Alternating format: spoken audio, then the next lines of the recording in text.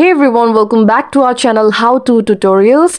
If you want to watch YouTube in HD, 4K or even HDR, in this quick guide I will show you how to change your video quality settings for a crystal clear experience. Unlock your phone and open your YouTube application. Now start playing a video. For now I will go with something like this. Now tap on the settings icon and then tap quality. Then choose advanced. Here you can select 1080p, 1440p, 2160p, that is 4K, or even HDR if available and supported by your phone. For now I will go with this one. And that's it. Now you can watch your YouTube with higher picture quality. If this video helped, drop a like and subscribe for more simple tech tips.